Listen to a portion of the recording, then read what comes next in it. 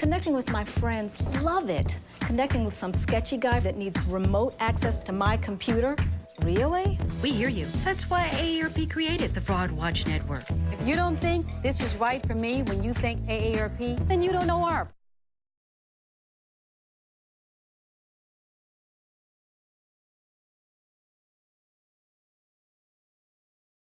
We have a special session for you now. I want to give special thanks to the LSU Ag Center who were able to allow us to bring in one of the speakers, Mark Fenton. They're working with him in Louisiana, so you'll hear some more about that. And a very, very special thanks to our top name sponsor, Blue Cross Blue Shield. They've supported this summit for numerous years, so we can't be grateful enough. And now I'll turn it over to Michael Tipton from the Blue Cross Blue Shield Foundation.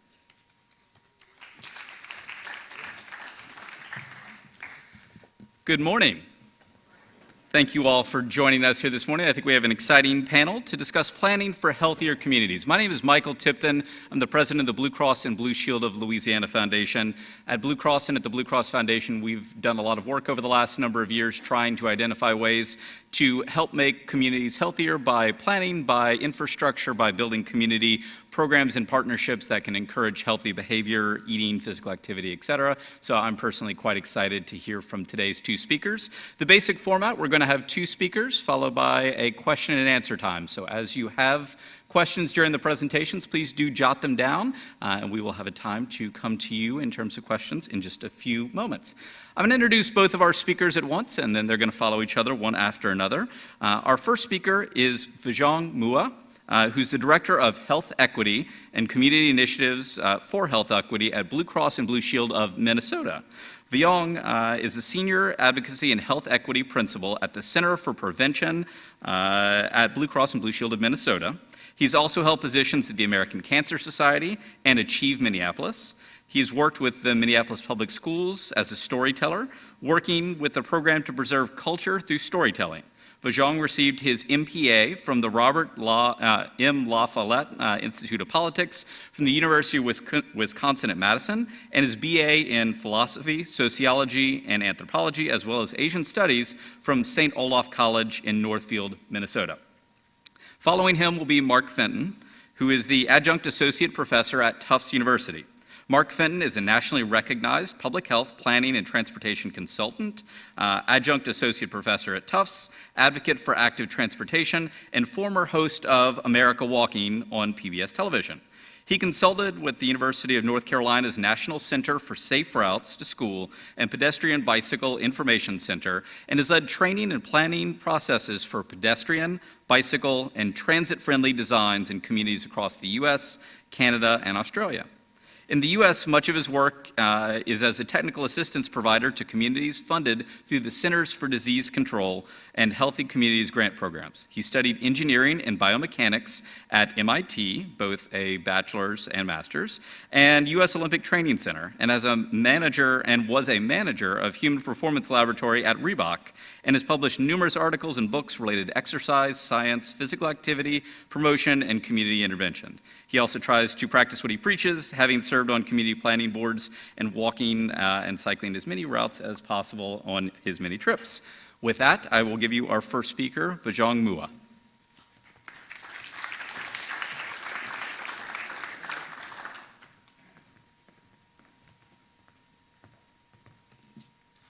So I may step out in front of the podium, one, to be active, but mostly because I'm vertically challenged, and so I want to make sure you can all see me as well. It's so refreshing to see Blue Cross and Blue Shield of Louisiana engage in this type of event. I've been trying to make the case to other health plans and to my other colleagues across the United States to go upstream, to focus on prevention, and to begin treating these chronic diseases before they even have a chance to start. So who here, just a quick poll, has seen the movie The Insider? Al Pacino, Russell Crowe.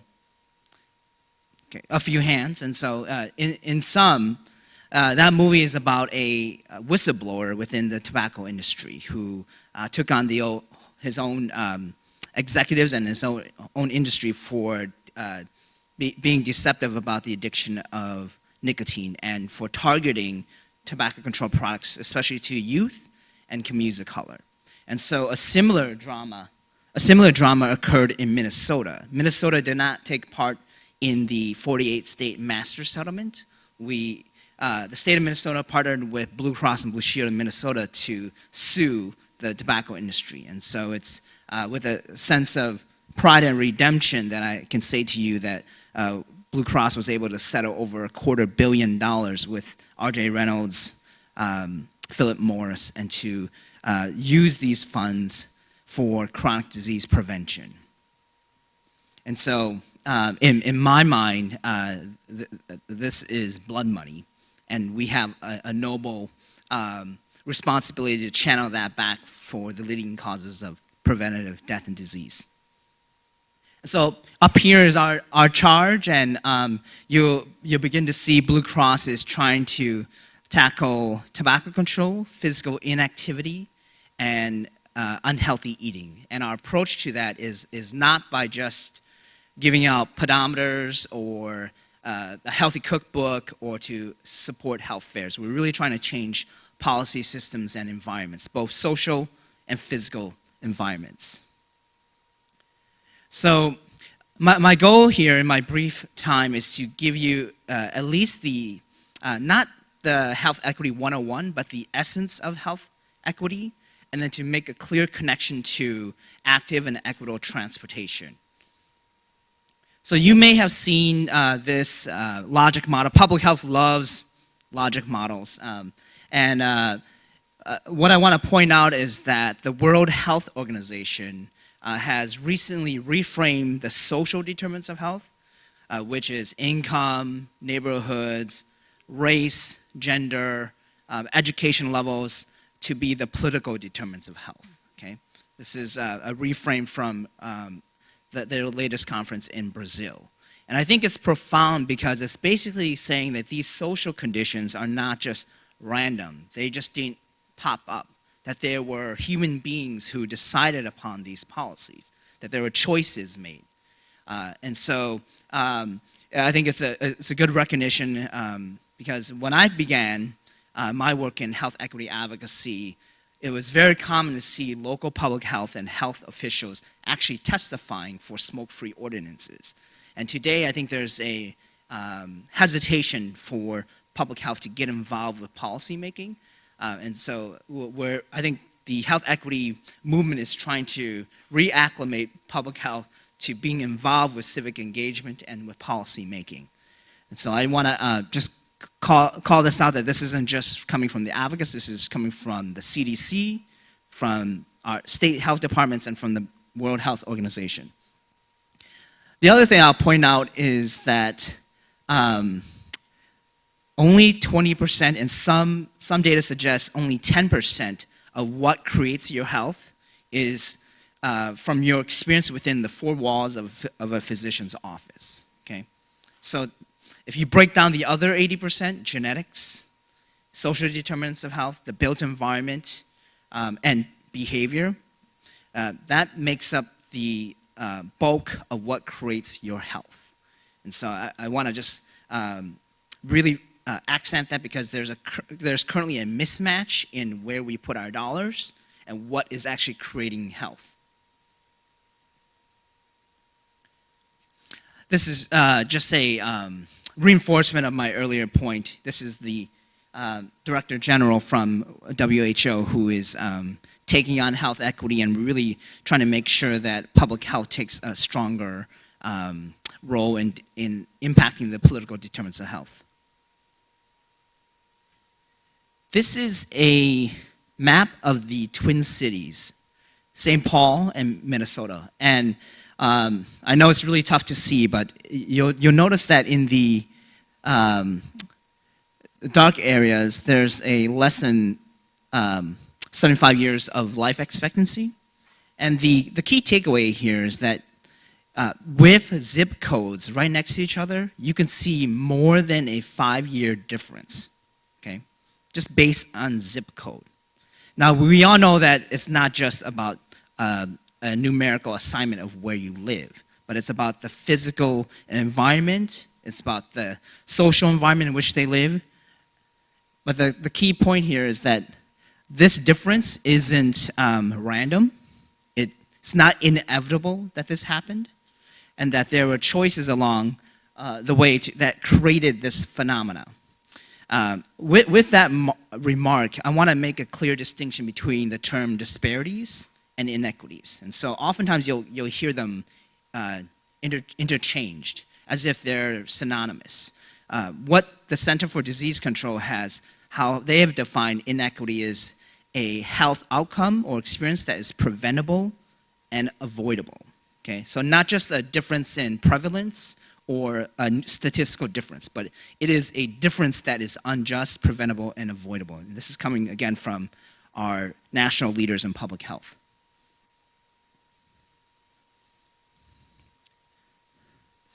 In 2013, the Minnesota Department of Health came out with a report, a legislative report called Advancing Health Equity. Okay? And in that report, they named structural racism as the root cause of health inequities. Okay? So they're naming the behavior of large institutions, and they actually called out their own agency. Okay? And I think it takes a lot of courage to call out your own organization's contribution to the source and solution of a structural issue. And so I'm embarking on a similar challenge with my own organization, Blue Cross and Blue Shield of Minnesota, that if we are serious about going upstream and preventing unnecessary deaths and disease, that we need to confront structural racism. Okay? And this is not coming with ease or comfort, but I think it's a necessary conversation that we need to have, because as the report points out, we're not dealing with overt, explicit racism, although that clearly exists, and we're going to call that out and challenge that. But we're really looking at colorblind policy making. The report that MDH, that our Minnesota Department of Health came out with, was essentially naming the systemic absence of equity consideration in policymaking, from the organizational bylaws to a comp plan to a proposed piece of legislation or to a staffing plan, okay? That equity was not a consideration. If anything, it was treated as an amenity. I think it's significant to call out that citation, because it's no longer saying that these health inequities are somehow inherent and that they're somehow unavoidable. And so it's really taking on the responsibility that policymakers and citizens and residents have the power and the ability to reshape their community health conditions. This is a very popular slide, and I just want to, again, bring this up for a basic primer on definitions. And so you'll know what we often say in public health is we want to give not just everyone a pair of shoes, you want to give them a pair of shoes that fit, right? And so this is where you get the blend of cultural tailoring. I think the popular term is targeted universalism, right? So you want to make sure there's access for everyone, but it's not a cookie cutter approach. I want to make sure, Rachel, you keep me on task. If I come from an oral tradition. I came to this country as a Hmong refugee, and so if I go off on time, please let me know. I just want to give you a sense of what we're up against. And again, I come from, I cut my teeth fighting the tobacco industry. And so there's a similar challenge with diabetes and obesity. It's tough to say which is tougher. They're quite different in scale and in the way we interact with these companies. But there are some very similar behaviors in the way they market, the way they lobby, and the way they infiltrate, especially low-income communities of color. And so it may not be obvious to you all, but this is the same actress in both of these billboards, okay? And so it's more than just the juxtapositioning of these two billboards, but it's here to showcase both the marketing power and the physical presence of the industry. So it's very difficult to even with all the knowledge and education in the world about health, it's very difficult to have healthy behaviors and decisions if your environment is saturated by unhealthy messages as well as unhealthy choices that are cheaper and more convenient. Okay, so I just want to point that out.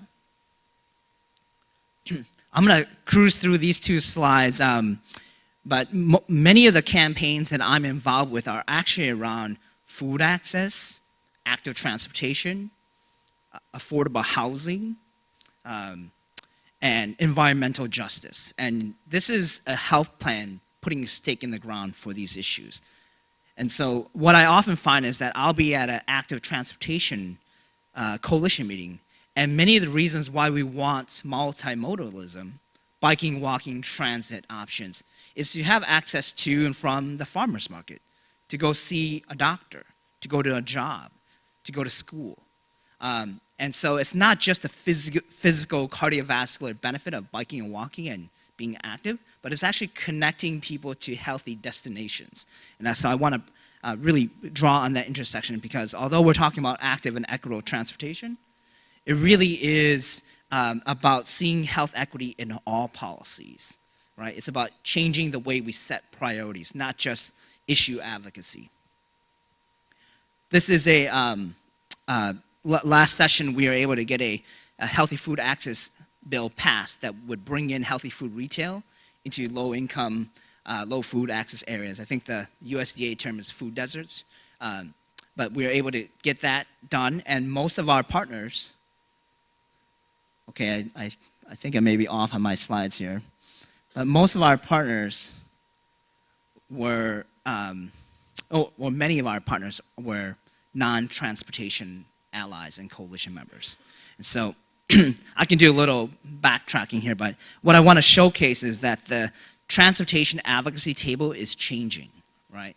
And it has to change by necessity and to be strategic. So you have public health, you have the farmers union on there, great. And you have interdisciplinary, cross-sector, and cross-cultural alliances, oftentimes non-traditional alliances who fought against each other on other issues. I want to go back to this slide really quick. This is Congressman Oberstar from Minnesota, and I think he was light years ahead of both public health and of transportation by recognizing the very strong connection between transportation, the built environment, and public health and equity. Barbara McCann. Who here knows Barbara McCann? Great. Former director and founder of the National Complete Streets Coalition. And here she's the new face and the current face of health and public health. Okay. So this is just a very obvious example of how disciplines are crossing traditional boundaries. I want to spend my last few minutes on doing a deeper dive on active and equitable transportation in Minnesota. About 6-7 years ago, Mark, I want to say you came to visit Minnesota, and we had Mark go to Rochester, Moorhead, Duluth, all over the state. And I spent a whole week with Mark just doing a bunch of local presentations, doing walking audits. And I'm not sure how much I conveyed this to you, Mark, but you were part of a master plan, okay? And that master plan was to saturate the local community with biking, walking, transit, active transportation messages to have the experience of going through their neighborhoods, to understand that so much of what is at stake is not just the built environment, but our communities, to make it community-centric. Okay? And we knew that if we wanted to ever introduce a state complete streets law, or to fight for long-term dedicated funding for biking, walking, and transit, we needed to soften up the environment for policy introductions. This is a play from tobacco control, getting local thresholds around smoke-free policies and reaching that tipping point for statewide policy. And so, especially for an organization like Blue Cross, who doesn't know anything about transportation, we needed to make sure we could bring the health street cred and change social norms before any kind of policy introduction. in 2010, after passing complete streets policies in Rochester, Duluth, Hennepin County is the county where Minneapolis resides, and in Rochester, we were able to make a pretty compelling case that the state had to go so we wouldn't have a patchwork of local complete streets policies. And in 2010, Governor Pawlenty signed the complete streets law policy into law. Well, please don't get lost in the blurriness here. This is just my poor communications skills here. But the takeaway here is that we designed the state complete streets law to not have any preemption, okay? So that it was treated as a high floor. And we want to make sure that all users, all modes were built into the consideration of transportation projects at the front end. There was no attached funding, but we're trying to change just the way transportation projects were being conceived of and designed. So it's an early integration of consideration. But we wanted to make sure that if a local community wanted to exceed that, wanted to attach funding to it, criteria around where to place these projects, that they could surpass the state law. So it was a political calculation because the stronger policy probably wouldn't have passed, but we want to make sure we created a high floor that local communities could go on and pursue. Since the state law passed, over 24 local complete streets policies have passed in Minnesota. Okay, so you went from 4 to a state law, and now we have over 30 local complete streets policies in Minnesota. And I'm proud to say, I don't know if anyone is here from the National Complete Streets Coalition, but Minnesota has the top ranked state policy, and we have 2 of the strongest local policies in place. So if you ever want a model template to tailor for your own community, there are good examples out there. So I know I only got a couple minutes left. What I want to really emphasize is how equity is translated from a principle into coalition composition and then into the actual policy itself. So right now, after passing local complete streets policies, having a state law, getting safe routes to school bonding and funding for program. So we've been intentional in trying to get policy change, get some money for some of the physical designs that are necessary to promote biking and walking in transit. We wanted to make sure that we weren't taking just a field of dreams approach, that if you build it, they'll come, or just say, let's talk about it, and that's going to get people out into biking trails and sidewalks and to be physically active, that it needed a balanced approach. And so what we are up against right now is we're fighting for long-term dedicated funding for biking, walking, and transit. And the pathway towards that is very contentious, as you can expect. The main proposal is through a gas tax and a local sales tax. Okay? And I want to just prepare you all for one of the main arguments around this funding. And it's coming from the far left, the far right, every point on the political continuum, right? But a common argument is that this will be a regressive tax, right? This will hurt low-income communities of color. And I think that the best counter I've heard to that is, if you care about regressivity, look at chronic disease, okay? This is a regressive disease, okay? And so you can't just look at the regressivity of one single policy or a funding mechanism. You have to look at the full experience of communities. And we face this as we look at raising the price of tobacco through cigarette taxes. And I think if you take a health equity perspective, you'll see that it would have the most progressive health benefit. So I just want to understand, the previous speaker talked about layered on approaches. So I want to finish my points by saying that we knew we needed to get complete streets done to change both the mindset, skill set, and the way policies were being designed. We wanted to get some bonding dollars to change the built environment. And now we want to make sure that that isn't the exception and that there's actually dedicated human and financial and political capital to make sure that that moves into ongoing action.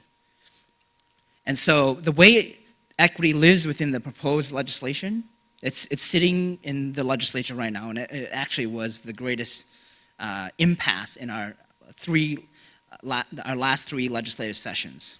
But the bill that we are pushing for clearly puts priority around a transportation project that is near affordable housing, near a school, that is near healthy food outlets, that if there's a community that has a complete streets policy already in place or a safe routes to school program, we are incentivizing, saying that in the review and scoring of transportation projects, we are going to award equity commitments, okay, and equity connections. And so we made sure that the health equity criterion permeated who is at our table to advocate for this, and actually make sure that the way money is distributed actually honors health equity. Maybe the last thing I'll do, because I want to make sure I give Mark ample time. There's a great poll that PolicyLink always does that I appreciate, and I'm just going to do it in real time here. Who here has ever rollerbladed over a curb cut? Just a quick raise of hands. Rollerbladed, or how about a stroller over a curb cut? Okay, how about a heavy luggage? Okay, all right. So we have all benefited from that, but it may not be obvious to everyone, but that is a policy laden with equity, rooted in the American Disabilities Act, right? And while that policy and physical transformation is rooted in an equity priority, everyone has benefited from it, right? So the mythology around equity is that it's a marginal benefit for marginalized communities. And I think that's a short-term transactionary view of what equity is, right? So we need to begin thinking long-term, very long-term, and thinking about the common good feedback loop around equity policies. And so I know this group probably is profoundly aware of that, but I just wanted to lift that up as a key example of how health equity isn't at the expense of efficiency and effectiveness, as it often is portrayed. So I'll just end my comments with that, and I'll be happy to field questions. This last slide is just showcasing the evolution of health equity advocacy and where we need to go, and what we're trying to do is to address these inequities at the root causes and to make sure we're designing long-term solutions. Thank you. Yeah.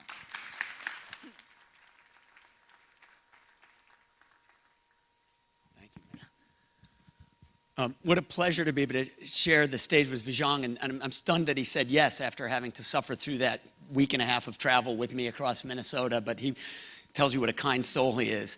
Everybody stand up for 1 second. Just stand up, reach for the sky, both arms, reach for the sky. Everybody rotate to your right, one time, 360 degrees. Now rotate to your left, one time, 360 degrees. Yeah, I'm sorry, I had to do that. I'm a physical activity guy, and like, yeah, I had to make it. I'm sorry, it's just bred into me from every conference I've ever been at. Here's the other thing I want to do. I want to tell you my 3 movies that you should see after that wonderful introduction before Ellen, who's, by the way, fantastic talk. Ellen, thank you. You've re-inspired me yet again. But that we're doing the right thing. 3 more movies to add to your list. You remember the movie Cars, in which we learned how Carburetor Springs, the little town, was destroyed by the highway system, but it was really the allegory for what we did when we created an automobile-only transit system, or transportation network. Number 2, you might not have seen this one, Over the Hedge. It was about it was about a bunch of animals that were displaced by suburbia, but Allison Janney beautifully voices the fascist homeowners association person who is like literally checking how high the grass is in the neighborhood and stuff. So the destruction of nature by suburbia. And then the third one, of course, we all should see as part of this triad is WALL-E. Do you remember WALL-E? That's where the humans have abandoned a polluted, waterless, globally warmed planet. They're on space arcs, and they have become blobs of fat on floating chaise lounges with giant cup holders, remember? And little they all had phones or tablets or something, and that's how they communicated. You guys remember? Cautionary tale, all of them based in no small amount on some fact. All 3, really, So hold that thought, because it sets up everything that I'm going to talk about, and it builds right on where Vijong was, which is, here we are. I've got to again thank the LSU Ag Center and CPEX for having me, working together to bring me. I was lucky enough to work with the Ag Center on a series of CDC-funded projects that they're doing in several of the parishes that is quite specifically targeting lower income and more rural environments as part of a national grant that the CDC did targeted to some of the land-grant universities. Here we are doing a walk audit in St. Helena County. There we are in Greensburg, walking on some of the excellent pedestrian facilities there in downtown Greensburg. And not being wise, typical for lots of small-town America where we don't have lots of infrastructure dollars, or we developed it during the sort of automobile era or before, and we just didn't think about sidewalks. So I'm going to just have you do a little perspective exercise with me. I want to make sure that we're clear on three things. There is very clear evidence and a very clear goal with regard to the public health angle on this. I think Vijong made an excellent sort of built that case. I want to add to it. I want to remind us that if we're serious about this, we've got to operate at three levels, again, which he alluded to. And Ellen certainly did. The macro scale of land use, the meso scale of the network of connecting facilities, and the micro scale of site design. All three matter if we're looking for the health outcomes and equitable health outcomes that we've just talked about. And I'm going to share just a couple of concluding thoughts on what I see working. By the way, very much informed by the years of work I was lucky enough to do with Blue Cross Blue Shield in Minnesota, because they were one of the early in on this policy and systematic approach, this environmental approach to public health, because they essentially bought the tobacco model and said, we changed tobacco behavior not by telling people don't smoke, it's bad for you. I mean, we did that, but we also made it hard to smoke in public places. We taxed the daylights out of the product. We stopped advertising it on television. We literally changed social norms around smoking behavior by changing policies and the physical environment, right? 24/7 smoke-free parks and playgrounds. This is all part of environmental change. That's how we began to win that war. Is that fair, Vijong? And we would argue that's what you're going to have to do around physical activity if you're at all serious about it. So a lot of the shots from here are thanks to my previous visits with the Ag Center. My whole story I'll boil down to one slide for you. Here's what the public health story is. We should be physically active. That's the imagery most people have. Train for a marathon, do a triathlon, go do a class. But we're mostly not. Both our recreation, our transportation, and our vocations are, all three really are largely sedentary. So we should be active, but we're mostly not. And telling people to be active doesn't work. Other than if you do what I just did, literally made you stand up, right? We tend not to be effective in urging physical activity. However, building environments that are supportive of routine physical activity shows extraordinary promise. It seems to be the most promising thing we're doing out there. And last but not least, and this is important because as we have to sell this to policymakers, we have to make clear the case that when we do this stuff, it not only provides public health benefit, but I would argue economic benefit and environmental benefit. And I think Ellen did a beautiful job of making that case today. It's often being called the triple bottom line. I'm sure you talk about it in your work, are well aware of this. People often talk about people, prosperity, and planet. That's important, though, because lots of folks may not buy the public health message. They might buy the environmental message or the economic message. That said, let's do a little exercise. Let's do a little mental exercise. This is going to seem hokey, but go with me on it because I find it effective with almost any audience, even a room full of transportation engineers. I'm an engineer by background, so I'm allowed to say this. They are very staid and stiff often, but they get this. So I want you to close your eyes. And I actually want you to think back to your own earliest fond recollections of having been physically active as a youngster. The reason your eyes are closed is because I actually want you to picture where you were, what the physical setting was, who you were with, and what kind of activities you did. And I want you to go way back, not to just like high school sports. Go back as far as your memory tapes take you. So you're thinking back to your earliest fond recollection of physical activity as a little kid. As soon as you have an image in your mind, open your eyes, turn to the person next to you, and share those recollections right now. Real quick, 10 seconds each, share recollections. Go. Rachel, what did you say? Riding to school. Jessica. Good. What was yours? Where? Neighborhood? Yeah. What was yours? Great. All right, bring it back. I know that was too short. Keep these conversations going over lunch. Ask people who aren't in the room what their recollections are. I'm going to ask a series of questions, and you're going to see why I wanted you to do this. I love how animated. I see people literally acting stuff out. Climbing trees, riding bikes in the neighborhood. We get a lot of that. So do this. Take this to the others in the conference over the course of the remainder of the day. Raise your hand if your answer is affirmative regarding your recollections of that period. How many of you largely recalled things that occurred at a scheduled time and place, scheduled activities? How many thought about things where you were only with kids of the same age and gender as you? So you're a 10-year-old girl, only 10-year-old, no 9, no 10, no 11, How many remembered having to have an adult present for the activity? How many remember having to have a uniform that you purchased or were given for the activity? How many had to go to a scheduled place doing a scheduled timed activity? How many had to have an umpire or a referee? How many remember being with kids of different ages and genders, older and younger, boys and girls playing together, whatever you could get together to get a game going in the neighborhood? Or how many remember there not necessarily being an adult present when you were being physically active? How many specifically recall doing things you could not have gotten away with if an adult had in fact been present? A lot of those, right? Yeah, I thought so. I'm a little concerned how fast your hand went up, but no, that's all right. How many remember water being important? Swimming in it, fishing on it, maybe skating on a frozen pond if you're from the north, playing in a creek or a ditch, a drainage. Okay, how many remember a wheeled vehicle in that period of your life? Scooter, skateboard, bicycle, tricycle, maybe a go-kart you made yourself. Hey, this is not raising your hand, by the way. You're getting lazier with each answer. Elbow as high as your ear. Wheeled vehicles, how many of them? Come on. Who had a bike? Who had a Stingray bicycle with a banana seat like I did? You remember those? Yeah, all right, they were cool.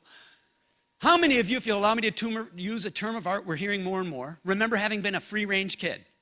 You were sort of a free-range kid. Take off on a Saturday morning, be told to come home at lunch or at dinner.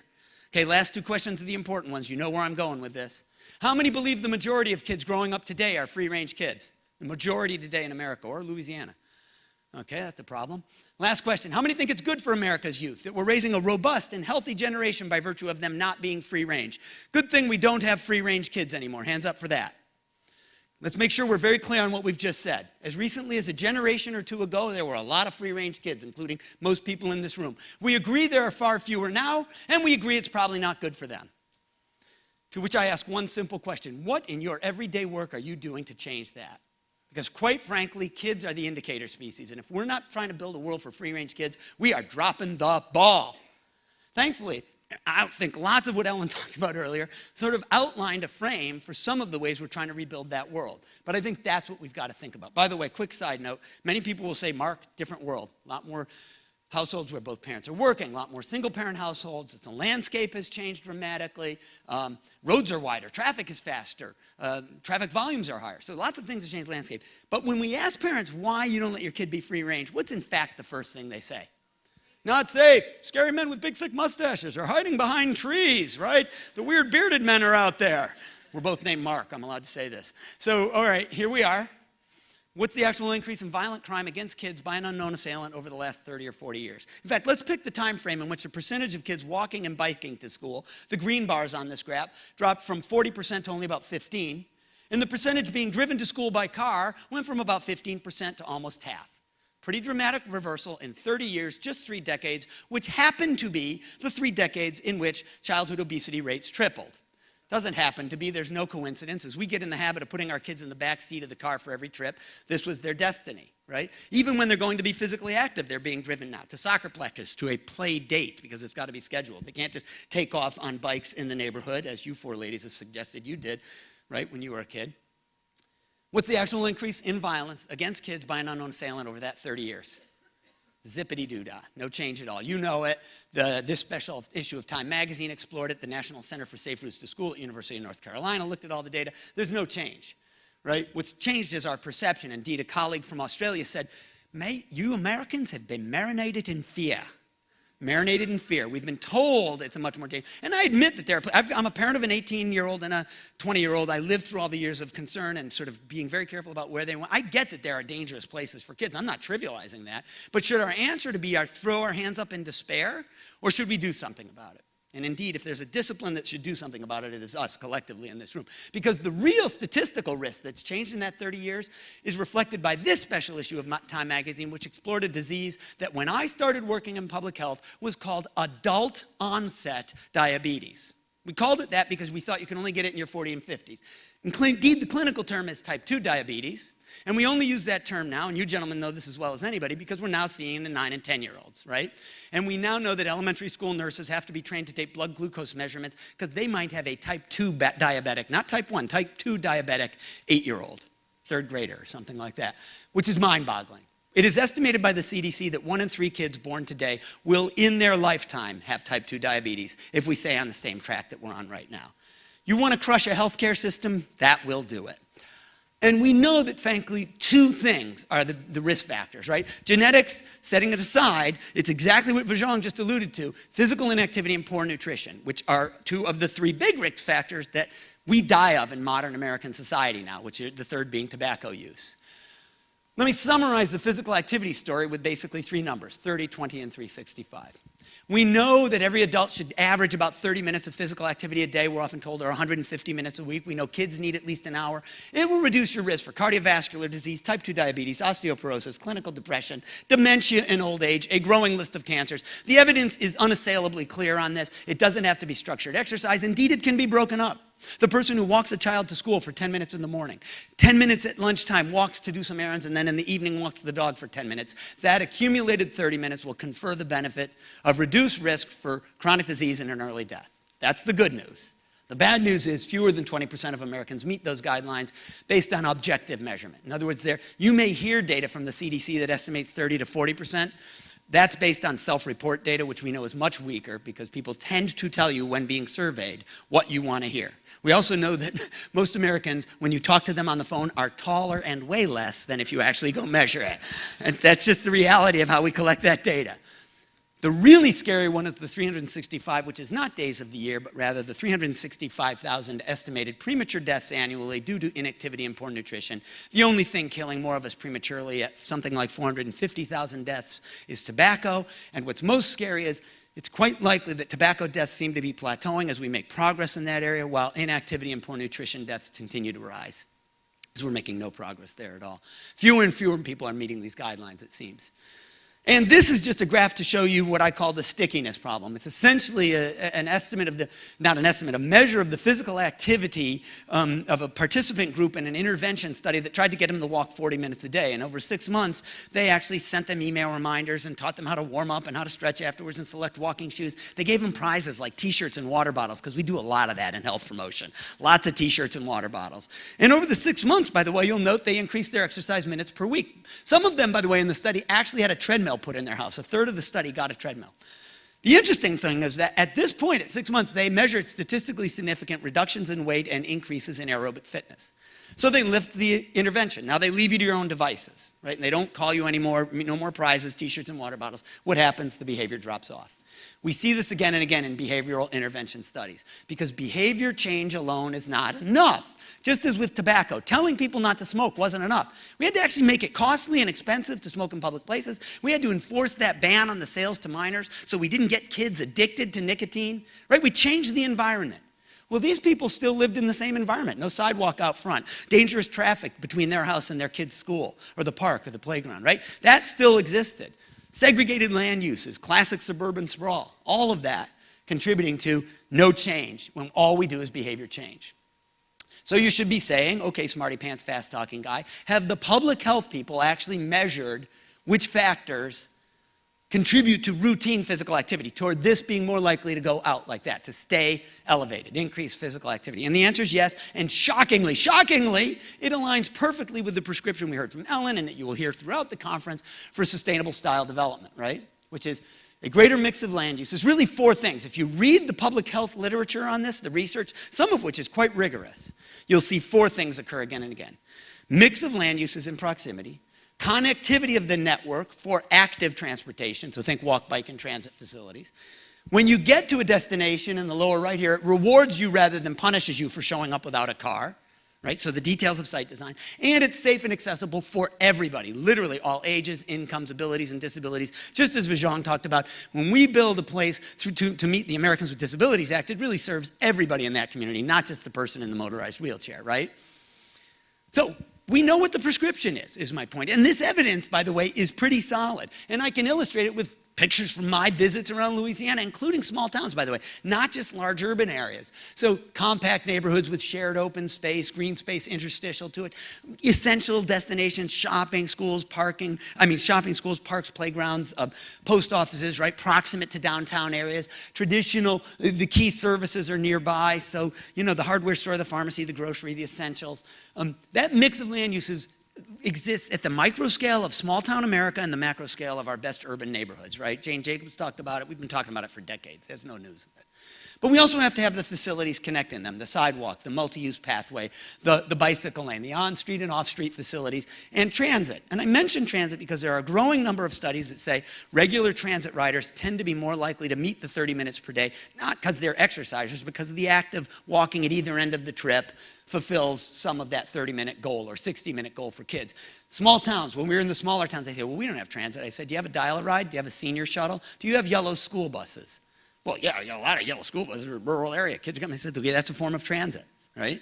You know, those buses can drop out right at the front of the building, or they can drop out on the back side of the school complex, and the kids can walk a quarter mile across the school grounds, right? There are, even at that level, there are things you can do. When we get to my destination, what does it do? Does it say, is it built like everything we've built in the last 30 or 40 years, always with the parking lot out front, or is the building brought up? Are there street trees, awnings, benches, you know, all the stuff? And I would only say this, that we forget the micro scale sometimes, but there's really compelling evidence. Larry Frank and others have done really neat studies that show the quality of the endpoint matters. It can be close enough, mix of land uses. I can have a good network that gets me there, the sidewalk. But if the last thing I have to cross is a giant parking lot to the front door, that may deter my 78-year-old mom from opting to walk or bike there, right? Because she's got to play Frogger through a parking lot. Or maybe the lack of a bench or a street tree. Indeed, in planning documents now that I'm involved with the generation of, we don't use the word amenities for things like trees, benches, awnings, bike racks. Often those are called amenities, but that makes them sound like they're, well, if you've got extra money, sure to add the bike racks or put the street trees in the bench. To my mom at 78, hot day in August in Baton Rouge, the difference between walking to the store or not might be the ability to stop in some shade and have a seat, right? It's not an amenity, that's a functional piece of street furniture. So I think we should begin to change the conversation around this. There it is. And last but not least, it's got to be safe and accessible for everybody. So here's where I will defend my discipline, the engineers, because they actually have a pretty good toolkit. We know how to do mid-block crossings and how to create high-visibility crosswalks and roundabouts, both large and small. Simple things like curb extensions. Those tools are there. The problem is if all we're told to do is maximize the level of service for automobiles at this intersection, then we'll do insane things like create double left turn lanes, right? Because God forbid there be a delay for the cars for even 20 seconds at peak hour. But if what we say is, our goal is actually to build a system so that it works for all of the users, and we don't just serve the automobiles at the expense of walk, bike, and transit users, then we can use some of these tools in the toolkit, right? So a reminder, I can't say this strongly enough. It is very easy for us to get excited. In particular, I think as planners, we tend to think on the macro scale of the mix of land uses, how close things are, where we put stuff. Absolutely, 100% have to do that. Mix of land uses, thinking about proximity, those matter, but it's not enough. The network that connects those land uses matter, the details, right? And it's got to be, you know, multimodal, sidewalks, bicycle facilities, transit facilities, and the details of what it's like when I get there, the details of site design, macro, meso, and micro scale.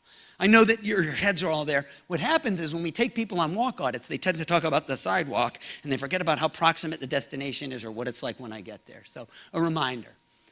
So a quick summary. What do you think, Mark? What are the trends you see in the communities? And much of this I learned from our success in Minnesota, not our, but the success you're all having in Minnesota, because I think these are some of the trends that we see there, which is to say they're both top-down and bottom-up. So it's yes, top-down leadership, policymakers and policies, but also community engagement at the most foundational level, which we did with those walk audits, I think.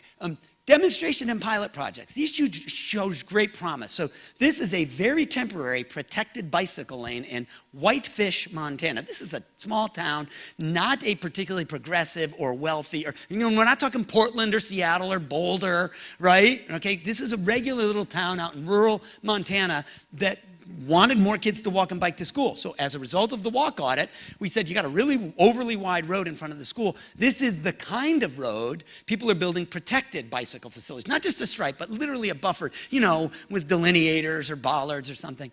So they said, could we temporarily build one for the day of walk, or the week of walk to school week, and see how many kids walk and bike to school? Massively successful. Hundreds of bikes on the school grounds. And they said, geez, maybe we should make this permanent. Maybe there's a lesson in that. So these demonstration and pilot projects, very low cost, are a great way to test the water. And then last but not least, those should lead to policy change. So, yes, I want you to embrace a complete streets policy, but in as much as I've got to get you to start drinking the water or dip your toe, or you've got a public works director who says, this is going to cost millions of dollars, these are great ideas, but we don't have the money, or a city councilor or a parish leadership that just say, no one's going to ride on some stupid bicycle lane on a road like that. We can test stuff, and we can pass the policy, but having the policy in place only means anything if we're convincing people how we're going to actually do it. Think in terms of implementation, the details of implementation, which I think is one of the strengths of the work you're doing in Minnesota. You're really having a lot more language say shall rather than may. And that's, when you talk about the strength of a complete streets policy, that's one of the reasons I would look to some of the Minnesota ordinances. So having said that, one of the first things, this is the top-down piece of this puzzle, one of the first things we see communities do, and I'm just going to amplify each of these four very, very quickly, is build a coalition. Health people want to build a coalition. It's their natural instinct. Elizabeth, you and I have been talking about this, and we think initially health and planning and transportation, but pretty quickly say, well, we need other people there. We really need the public works and the elected officials, neighborhood association, really like the Heart Association and diabetes and cancer, and then the recreation and parks, trails, YMCA, the hospital, the big insurers, the employers, and schools, PTOs, housing, transit authority, even the bicycle and pedestrian advocates, those wacky guys. We might invite them. Here's the problem. You get a coalition like that, first of all, it's going to be hard. It's like herding cats to get them to show up at meetings. You're going to spend all your time doing administration. And second, they tend to tail off over time. As you've pointed out to me, it's hard to even keep the same people showing up on a week-to-week, month-to-month, whatever basis. Successful communities, in my experience, have much smaller leadership groups. I call them stealth teams, not because they're sneaky, but because they are just willing to make it part of their work, just stealthily included in what they do all the time. Not, we have to go to a special weekly meeting or anything like that. You'll notice 3 criteria to be on my team. 1, you embrace the vision of environmental change. 2, it's part of your job to be doing this. And 3, these people are of enough reach and influence in the community that they are 1 email or phone call away from that larger group. So that when you need to convene the 100, you can. But even in small towns, I would submit to you, you can identify that 6 to 10 critical people. 1 is a city councilor, 1's the guy head of public works, maybe a law enforcement officer, superintendent of the schools, somebody who works for the housing authority. You'll notice they're not all health people. I say this for my health friends to be reminded.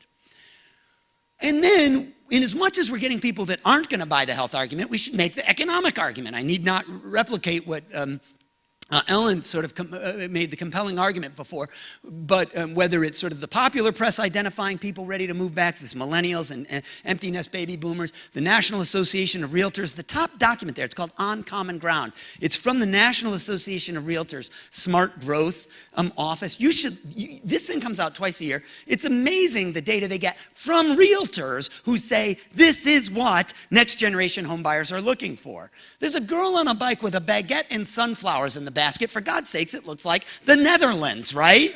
That's not a photo of the American dream. That's the U.S. National Association of Realtors. Are we all clear? I'm going to make sure. And then the National Association of Home Builders, who in 2014, their cover story was Walkability, Why We Care and You Should Too.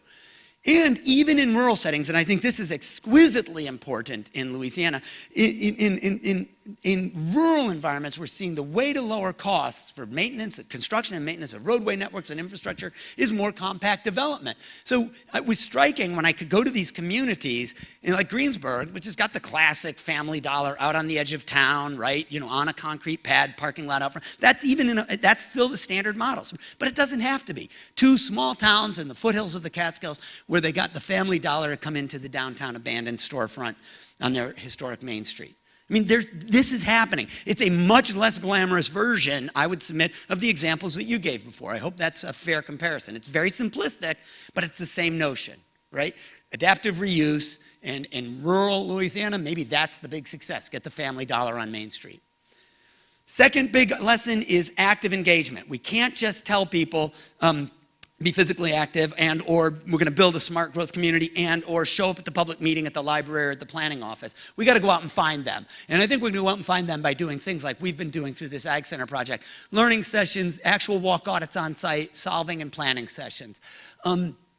And then give them ideas that are low cost. How does the small town that doesn't have many resources? Maybe it's just high visibility striping of crosswalks, demonstration projects like curb extensions. You'll say, but Mark, concrete, redo the drainage. That's a really nice curb extension. I'm not going to get that in small town Louisiana. Well, maybe you won't, but maybe you could put some planters or temporary curbing material or paint and delineators. Those are all versions of curb extensions that would calm neighborhood traffic, very low cost, and indeed, for the reticent public works director, fully reversible. If it were turned out to be a disaster, we can pull it. Or if the curb radius is wrong because the biggest truck in the fire department can't make the turn, okay, we'll change it. Does everybody get that? Reversibility and adjustability matter. How about simple streetscape stuff like benches? That's a bench program in Newellton. That was an artistic bench program in Tinley Park, Illinois. On the top right, that's in North Adams, Massachusetts. The Health Coalition partnered with the local economic development group. They had a design contest. Look at the acronym, North Adams, Massachusetts, NAMA. The bike rack is, in fact, NAMA. Got it? Being constructed by the local vocational school's welding program, donated labor. The materials are donated by a local business. They pay for the materials, and then they get the bike rack in front of their store or shop or whatever. In this tiny town, again, another rural example, I think, because I think it's out in the parishes in the smallest towns where some of the hardest work will be here. Wolcott, Vermont, population 500-ish, so hill country of Vermont. That's their business district down there, and this is the municipal area. There's the post office, there's a town hall and a civic building here. They said people will literally not walk between the two because the municipal parking, which is that big gravel lot, it's dangerous to walk across because cars come and go. We went on a walk on it, they talked about it. We said, what would it take to delineate a walkway there? And I said, you might be able to do it with something as simple as planters and curbing material. So literally within 3 months, with a small multi-$100 budget, health budget, they bought some planters and curbing material. Nothing sexy, except it was big enough to be front page news in the Hardwick Gazette, which is a big deal in Wolcott, Vermont. But my point is, they said, yeah, people will now walk back and forth between the buildings just because they don't feel like they're taking their lives into their hands. And indeed, yes, I believe at the top level, we can do these small incremental things, but we should embrace complete streets as policy, as we should updated zoning ordinances, form-based codes, all of that, recognizing that it will be done differently at different levels. But let's start with a resolution. If you were to say, what is the small town and rural, what's the simplest first step? How about a resolution from city council or from parish governance that says, whereas, be it resolved, every time we touch a road, we're going to think about all 4 users. A classic example of where it's counterintuitive, but expense is not the reason we aren't doing it. This is diagonal parking, which we all recognize it allows higher density parking in a downtown. I think this is Tallulah, where they have lots of it down on the main strip there. Problem is, they say they want to encourage bicycling to their downtown area, to which I say, I'm not that comfortable riding my bike. I asked them, are you comfortable riding your bike behind diagonal parking? They said, not so much. Somebody's going to back out. How do you like driving behind it? Well, not that much. We got a lot of older drivers. They're backing out. You can tell they can't see behind, the vehicle next to them. Furthermore, when I open the back car doors to let my kids out of this vehicle, which direction do they tend to go? Onto the street, right? When I go to put something in the trunk, where am I standing? In the street. So how do we solve this problem, all of these problems, while maintaining the density of parking, not turning it into parallel? The answer might be, what is it? Reverse diagonal parking. Oh, what a crazy idea. You mean stripe it the other way so people pull past and back in? But wait a minute, open the car doors, where do the kids go? Sidewalk. You guys know all of this, right? You've probably made the case. I hope you've recommended it. When you open the trunk to put something in, where are you standing? On the sidewalk. And when you go to pull out, what are you doing? Not running into the bicyclist who's in front of you, because you can actually see him. Now, the reason I use this example is I can make this recommendation, did in fact in Tallulah, and of course people's heads begin to spin on their axis, because people can't back in. To which I say, they'll often say, we have older drivers, they will never be able to back into an empty space. To which I say, if that's the case, they sure as blazes shouldn't be backing into an active travel lane, which is what you're asking them to do now. So we've got the data. And it's not going to be an evidence-based argument. We're going to have to show them sort of how it might be different. And I would submit to you that with Villa Rica, Georgia, tiny town in Georgia, with the blessing of the State Department of Transportation, because they recognize the evidence is in favor of this design, we tried it out. So that's a police car right here, and we restriped temporarily some of the diagonal. You can see the old diagonal parking. We just put these temporary lines down. There it is. That's the mayor. He was the first one to do it. He comes out in full support of it, brings the largest freaking vehicle he can find. I swear to God, that's called the Chevy Mount Everest, I think. I don't know what it is. It's giant. And he successfully backs it in. Everybody, by the way, because we in public health love giving out T-shirts and water bottles, there's the police chief proudly showing his T-shirt for having tried it. That trial, which the local paper, big news in a local paper in a small town, was enough to get people excited and interested in this simple idea, which would, I would argue, make this a more complete street. Brought a lot of attention to the topic. We could also get some health messaging into the article and so on. We've got to accept that that's how we're going to get there, right? That we're going to have to find this way. I mean, yes, I want the policy change. Yes, I want the zoning ordinance change so that we get more like what looks at the top and less at the bottom. And in as much as we are successful, I do want to sort of get right to where Vijong sort of ended the conversation, and maybe that can be some of our our joint discussion now. One of our biggest problems is if we're wildly successful, this stuff can become unattainable to the very residents who lived there previously, right? We are seeing this all over the country, big cities, but even in smaller towns, as the Main Street revitalizes. You know, so yes, we're getting the Barnes and Nobles of the world, to move into downtown Terre Haute. That's a big deal, that's not out on the strip next to the Lowe's and the Walmart, but they got it in downtown Terre Haute, and it's got multi-story housing and retail, housing and office above. So we know there are tools in the toolkit to deal with affordability and gentrification, but we want to start applying them right away before success. And sometimes that's hard because we say, no, we need to prime the economic pump. To which I hope Vijong and I would say, yes, but do not lose sight of sort of how rapidly those unintended consequences will accrue if we're successful. So be ahead of that. Like accessory dwellings. This is a very simple model. Historic residential neighborhoods in cities and towns often had a grid network with alleys out back. So in Bluffton, South Carolina, not only did they use the alleys, but these are accessory dwellings. That is, every garage has an apartment above it, allowing for essentially 3 income levels. The people that can buy those homes outright, the people who can afford those homes if there's a rental income, and the people in the rental properties. Now, that's not a big deal, but that means it's not even, it wasn't even sort of a policy requirement, right? They didn't say these have to be affordable units. Just by style and mix of development, they did it. So my final point is this.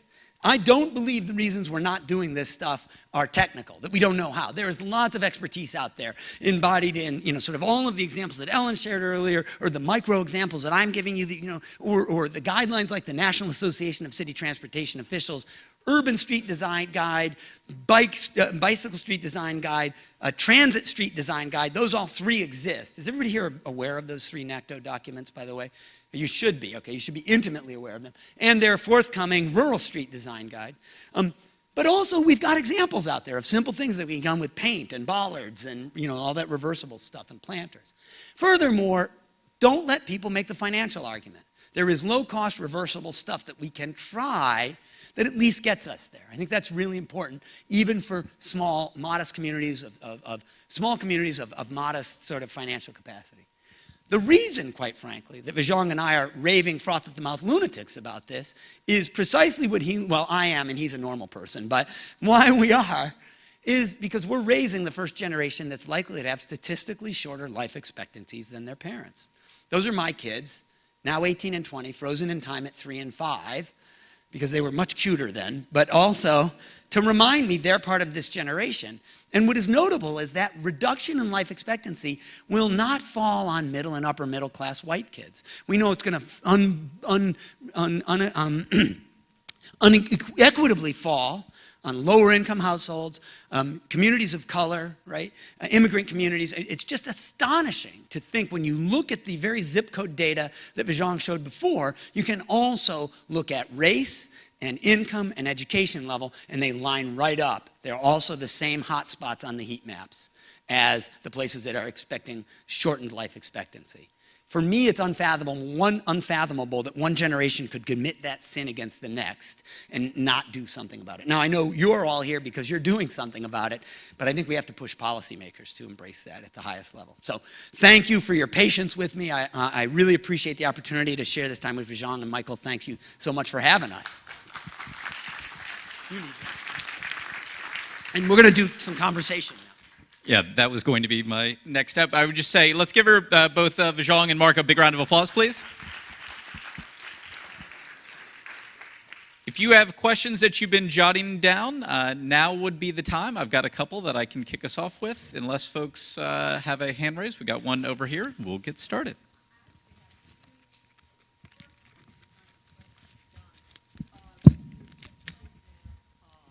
I'm assuming there's one that is here in this area that we can get access to about the health issues that are here. That's the first one.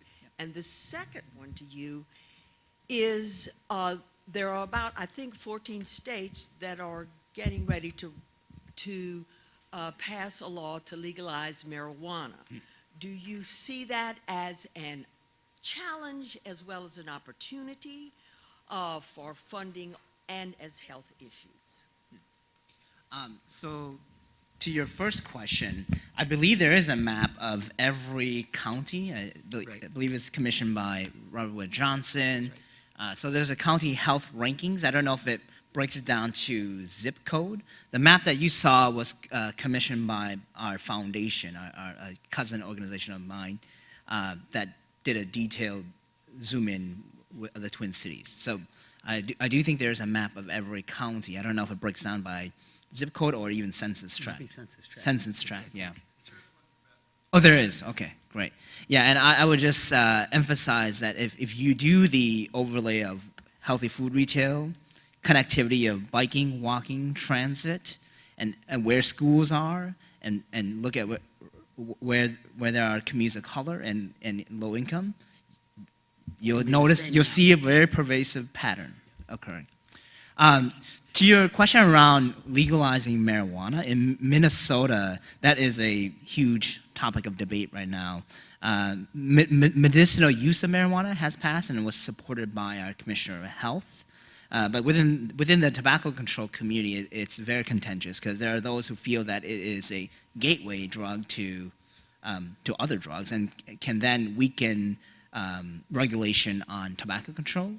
And then others who I think feel it as a health equity issue. It's very similar to the way the regulation was different between cocaine and crack, right? So look at the incarceration rates. Look at who is actually being impacted by that by illegalizing marijuana. So our company has now taken a position in this. We're in a formative stage of just understanding the depth of the issues.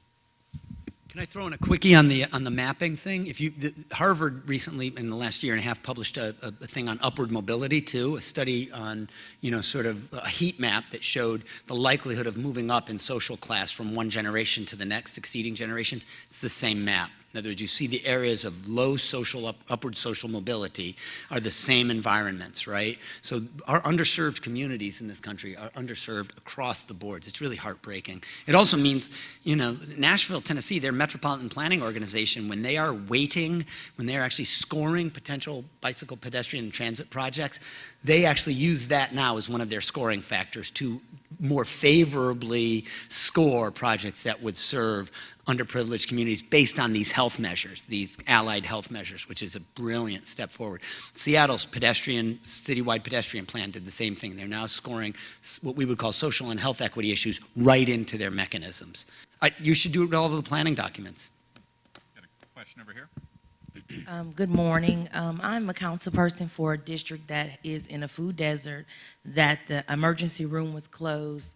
And I've started the conversation on this year about community gardens and how we can help with bringing healthy options to our district. Even the farmers market stopped delivering at my center and moved to a fairly close, but still moved somewhere else. And so my question is, how can I, the conversation we had with the community gardens, I brought a group of people that included the green space organizations, ag centers from both universities, as well as community leaders that wanted to be a part, like churches that can actually man those, and the city's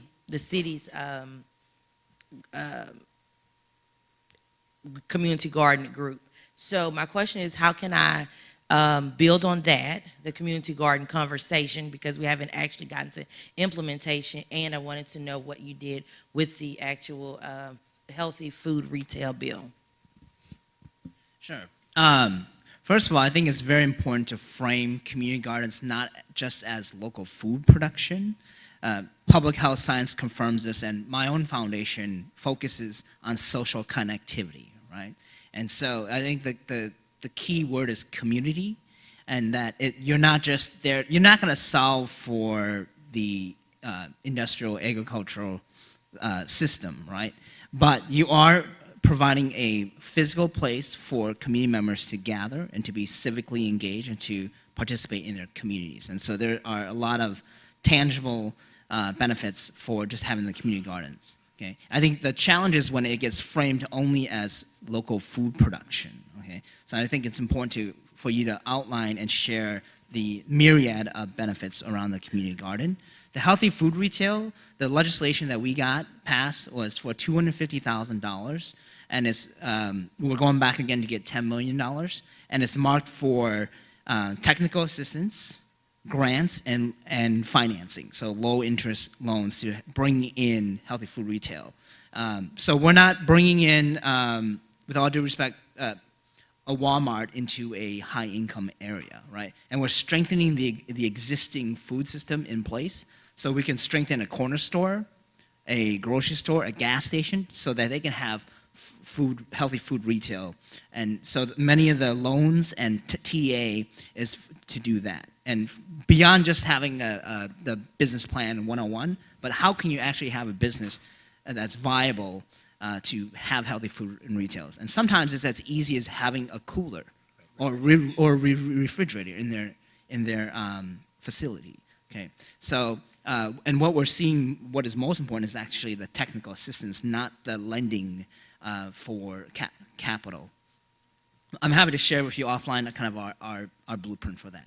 It's really important to just remember that, because that's what I see with the community garden work all around the country. It's great, but it is not a substantive enough sustainable food source to dramatically change a true food desert. And so you got to be really, they're great. I have many things that I would say positive about them, but most importantly, they're not the solution in and of themselves. If you're not dealing with the mini mart or the, whatever are the current food sources, the Family Dollar's food section, which is all processed, packaged, high fat, sugar, salt type stuff. If you're not dealing with that, you're not anywhere near solving this problem. So you've got to, and it might be, by the way, co-ops or community supported agriculture where people are allowed to provide in-kind contribution, do some weeding work or something. I mean, but it's systemic. Community gardens are a step toward it, but only a step.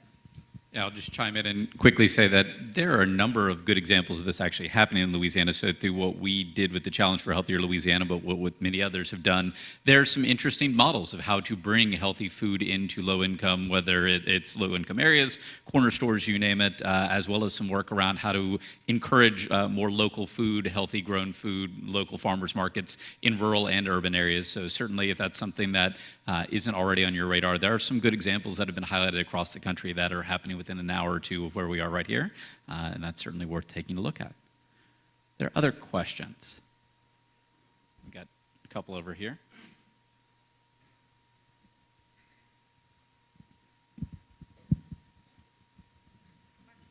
No, really, you. Thanks. I guess my question is, how do we manage to find a way to engage, as just an example, Blue Cross Blue Shield and other large healthcare entities who are aware of these problems, to engage in an effective way with the city parish government to be able to accomplish the things we need as demonstrated in some of these talks? For instance, an integrated, connected transportation, active transportation system.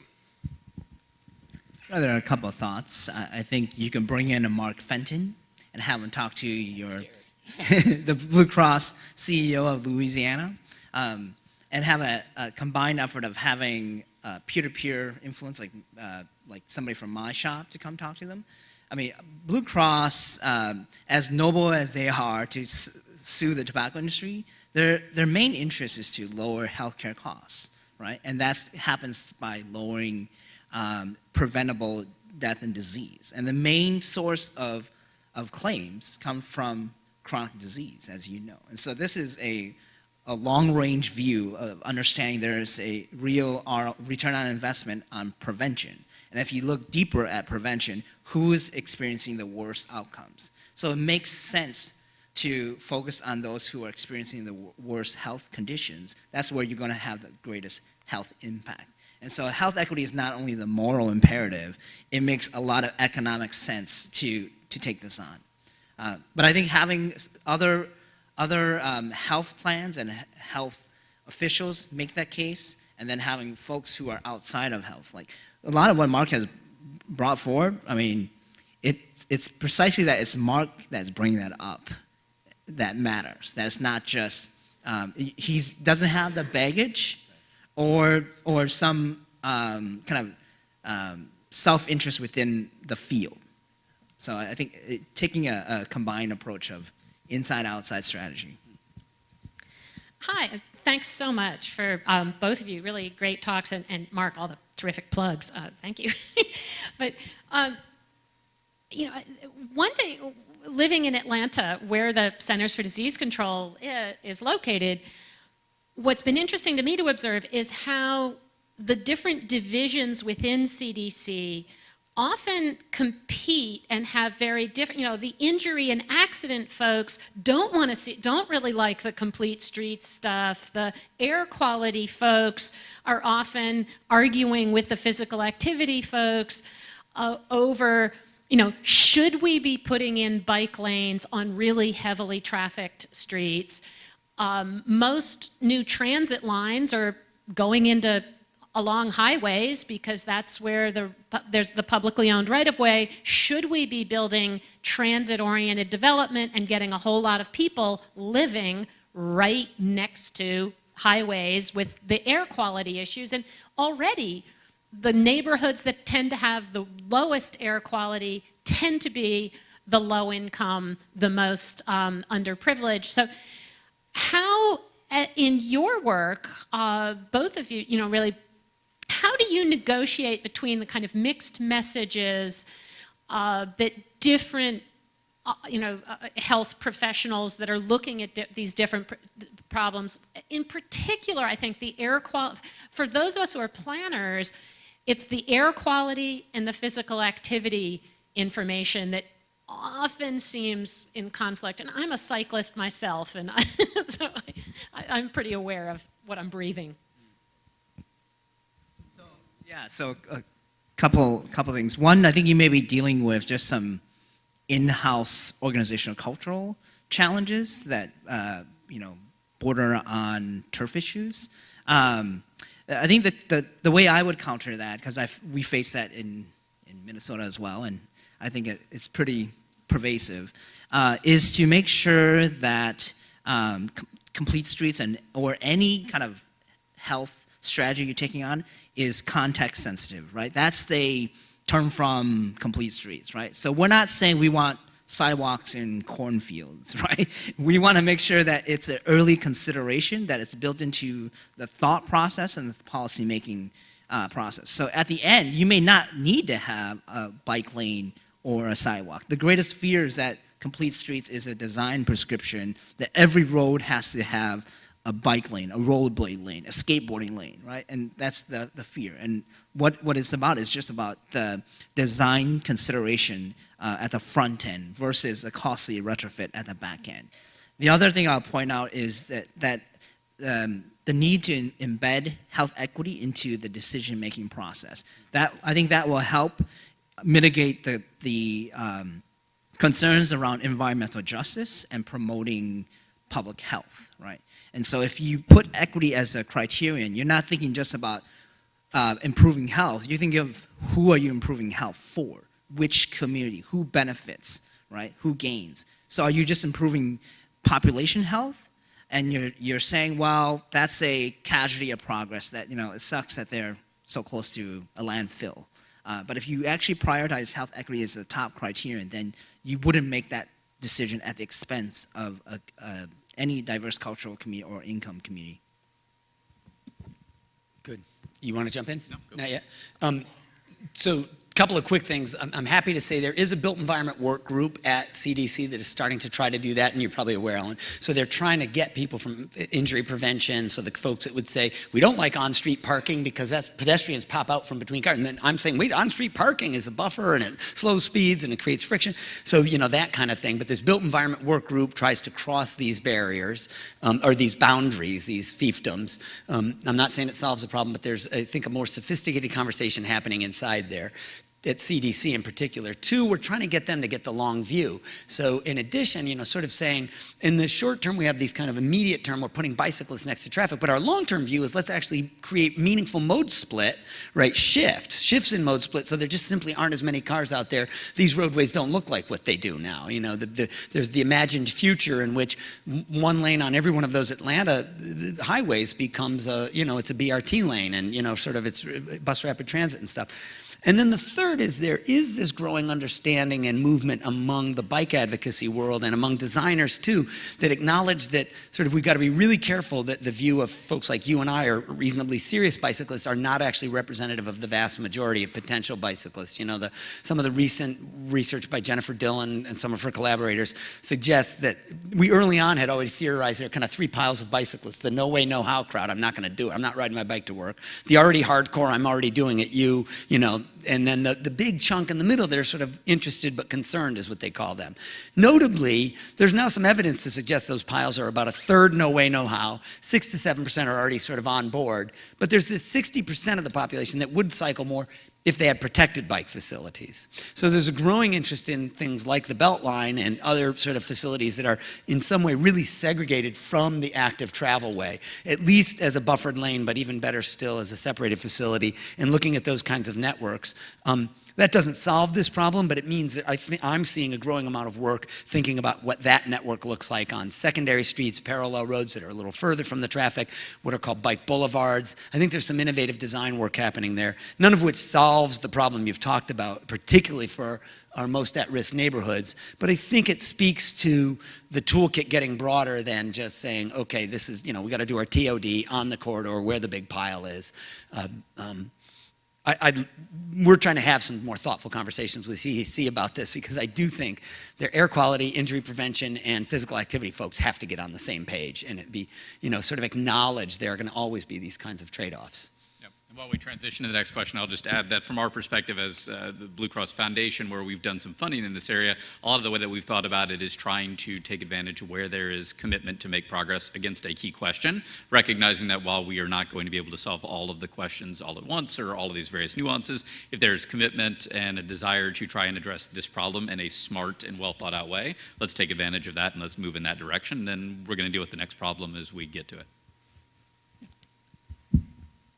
Thanks. So both of you talked about how communities of color bear a disproportionate burden of poor health outcomes, and I wondered if you could say a little bit about what it means that communities of color are going to very soon be the majority of our population, and if you could talk about how what that means so far as demands on our health system and public health resources, but also if that presents a great opportunity perhaps to change the conversation and accelerate momentum, especially in thinking about how health and the environment are connected. I'm trying to work on a health equity fluency project with my colleagues. I think there's still a general understanding that health equity unfortunately is seen as some kind of charitable, philanthropic effort, that we're here to help you, or this is some kind of public relations. But if you look at the changing demographics combined with the rising prevalence of disease, and you look at the intersection of that, who's made up of that? And then you translate that into improving health and saving health and reducing healthcare costs. So then you quickly get to the conclusion that health equity is mission critical. That is not a tack on, not an amenity, but is actually core to public health, and no matter where you sit on the continuum of health, whether you're in treatment, a physician, or in a health plan. So you must go upstream to address the health of those who are experiencing the least health. The first part of your question, I feel like I missed. I think you answered it. I guess the other half, though, is I'm wondering if that also presents an opportunity that our demographics are changing. Right. And the opportunity, I probably skipped to that part first, is to reduce healthcare costs. My company is embarking on a study to look at the economic costs of health inequities. We did this for the cost of smoking, the cost of obesity. And these were pivotal studies that showed that this isn't just for some kind of societal good. It's actually going to reduce healthcare costs. And so I think that's the opportunity. If you're not swayed by social justice or feeling that every community should have healthy outcomes, then you'll be swayed by your taxes and by your premiums, right? And so I think that is the new opportunity. And let me just add really quickly, I think there's some really specific practical implications to this. So when we were doing Louisville's pedestrian plan, and I know some of you are already doing this very, very well. Change how we do community engagement. I mean, let's just start with that. Publishing materials, meeting announcements and stuff in multiple languages. I mean, just some cultural sensitivity just for starters. But more importantly, let's go to where people are. So when we did walk audits around Louisville, one was hosted by a senior center, one was hosted by a school for the blind, one was hosted by a church. Maybe different social institutions are going to have to be the underpinning of these conversations. Historically, planners have, sort of expected people to come to them. We're holding our meeting on the highway such and such expansion, and we're going to show you our analysis of alternatives and the preferred alternative and get public input on that. We're moving way upstream even in the planning process, right, to engage community members far sooner where they live or at the Boys and Girls Club, the school where their kids go to school. And I think, and by the way, it's really fun. Just as a quick side note, those of you who have done this work, it is such a blast to be in a neighborhood, walking with residents of that neighborhood saying, yeah, this is where the cut-through traffic goes. And if we've done some education, like here are the tools in the traffic calming toolkit, they can say, this would be a cool spot for one of those mini circles you showed, or a diverter, or maybe could a speed table be put in here? You get amazing stuff. Youth, just talking to kids, by the way, is one of my most fun things. If you don't do anything else, engage youth in community input because they are not confounded by what we can't do. I mean, you know all of this, but it's been some of the real joy of the work that I get to do, working with kids. I'm looking down here to see, do we have time for one more? I'm sorry, we're going to have to... Fair enough. Well, let's give Mark and Vijong a big round of applause, please. And I'm sure if you want to find these guys at lunch or grab us, we'd be happy to answer more questions. With that. And a quick announcement, so lunch is waiting for you outside, and feel free to grab lunch and bring it back in this room or go to the Hartley Vay studio where you can eat during the next session. Thank you.